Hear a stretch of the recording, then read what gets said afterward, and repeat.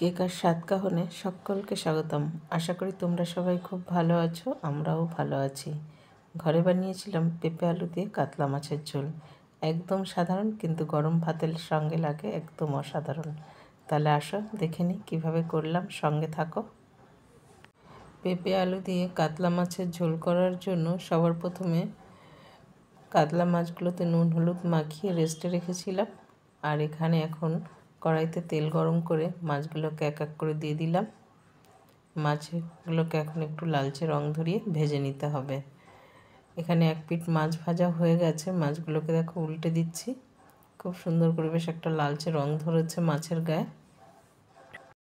মাছগুলো ভাজা হয়ে গেছে, মাছগুলোকে নামিয়ে নিয়েছি।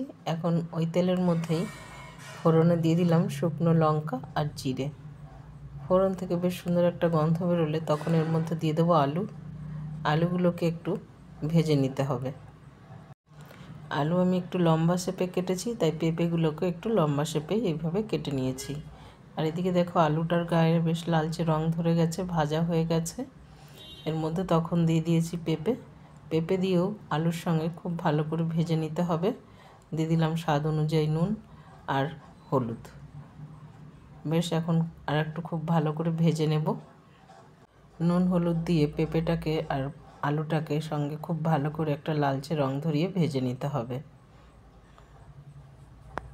পেঁপের তরকারিতে খুব বেশি লঙ্কার প্রয়োজন হয় না, সেই জন্য সামান্য একটু লঙ্কা বেটে আমি দিয়েছি, কাঁচা লঙ্কা। এখন দিয়েও লঙ্কাটার সঙ্গেও একটু ভেজে নিতে হবে।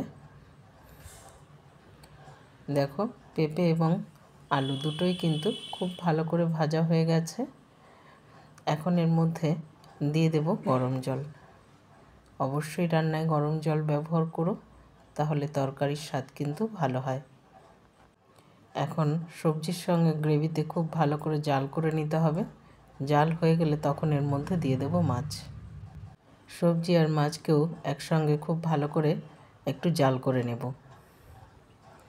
এই পেঁপের তরকারি না এইভাবে গরম ভাতের সঙ্গে খুব ভালো লাগে। আর যখন মন চাইবে না যে একদম হালকা পাতলা কিছু খাই, তখন কিন্তু ঘরে এইভাবে পেঁপের তরকারি করে নেবে, গরম ভাতের সঙ্গে খুব ভালো লাগে খেতে। মাঝে মধ্যেই যখনই হালকা পাতলা খেতে ইচ্ছা করে না, এইভাবে করে খেয়ে নিই। আর এখন একটুখানি ভাজা জিরে গুঁড়ো করে রেখেছিলাম, সেটাকে দিয়ে দিলাম। এই ভাজা জিরে দেওয়ার জন্য না তরকারির স্বাদটা অনেক গুণ বেড়ে যায়। ব্যাস এখন সব কিছু মিলে সামান্য জাল করে নিলেই হয়ে যাবে পেঁপে আলু দিয়ে কাতলা মাছের ঝোল। এখন গ্যাস আমি বন্ধ করে দিয়েছি। ঘরে আমরা সবাই না এই পেঁপে আলু দিয়ে কাতলা মাছের ঝোল খুব সুন্দর খেয়েছি। তোমাদের কেমন লাগলো কমেন্টে জানাতে কিন্তু একদম ভুলো না। ভালো লেগে থাকলে চ্যানেলটা সাবস্ক্রাইব করে পাশে থেকো। তাহলে আজ এখানেই শেষ করছি। সবাই ভালো থেকো, সুস্থ থেকো।